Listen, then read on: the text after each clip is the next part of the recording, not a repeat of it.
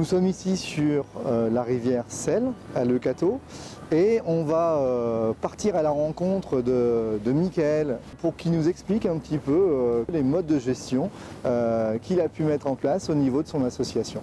Michael, est-ce que tu peux te présenter puis nous décrire un petit peu cette rivière pour laquelle tu es gestionnaire? Je suis Michael Viard, président de la PPMA La Sirène Le Cateau et administrateur à Fédération du Nord pour la pêche et la protection du milieu aquatique. Sur la gestion, la PPMA a rédigé un plan de gestion piscicole avec le pôle technique de la fédération.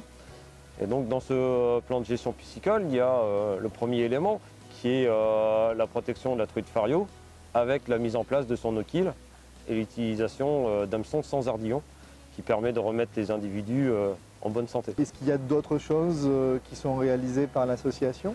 Donc l'association, depuis 2005, suite à une formation de la Fédération de pêche du Nord, réalise des décolmatages de frayères. Donc ces radiers qui permettent aux truites de se reproduire. Et donc cette action de décolmatage est réalisée une fois par an, en octobre. Et donc ce sont des bénévoles de l'association qui descendent dans la rivière, qui grattent au râteau le gravier afin d'enlever cette terre qui est arrivée suite à l'érosion des sols. Est-ce qu'on a une idée aujourd'hui des densités de truites fario sur cette rivière? Alors sur le cours d'eau qui est juste derrière nous, à Le Cateau, on a une population de truites fario qui était de un individu au 100 mètres carrés, donc une surface de 100 mètres carrés de rivière. Il y avait un individu en 2011. Et en 2017, nous sommes montés à 44 individus. Donc en 6 ans, 44 fois plus de truites suite aux actions menées conjointement avec la fédération.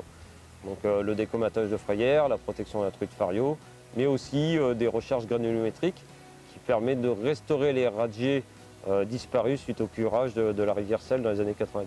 Et je suppose que ces résultats sont là, sans artifice, sans repeuplement? Donc effectivement, depuis 2010, plus aucune truite fario n'a été remise sur l'amont de la Selle, puisque la PPMA, la truite sulpicienne en amont de la Notte, ne remet pas de truite fario.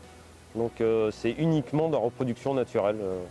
On a changé de secteur, comme on peut le voir, et puis justement derrière nous, on a un barrage, un ouvrage hydraulique. Tu nous avais dit que tu avais des bons résultats en matière de gestion piscicole.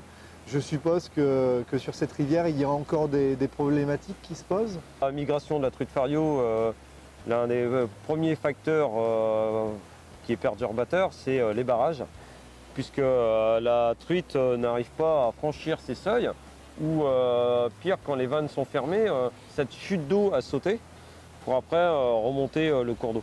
Est-ce qu'on a beaucoup de barrages sur cette rivière? Donc on compte presque 50 barrages et seuils sur la rivière Selle. Michael, pour les pêcheurs qui voudraient découvrir ce territoire, qu'est-ce qu'on peut leur recommander en termes de pratique? Alors à l'ouverture, de ne surtout pas marcher dans le cours d'eau pour ne pas détruire les frayères, de ramasser leurs déchets ou ramasser les déchets des autres leur saison de pêche qui pourrait nous donner un coup de main sur cette action.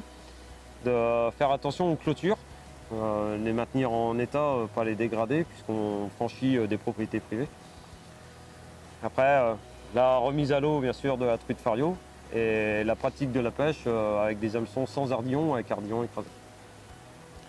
Voilà, donc vous avez toutes les recommandations. Vous avez ici un territoire et un terrain de jeu qui est particulièrement intéressant. Puis on espère vous retrouver au bord de l'eau, canne à la main, pour vivre de belles émotions, je pense, sur cette rivière, qui est certes parfois technique, mais qui est extrêmement intéressante à découvrir.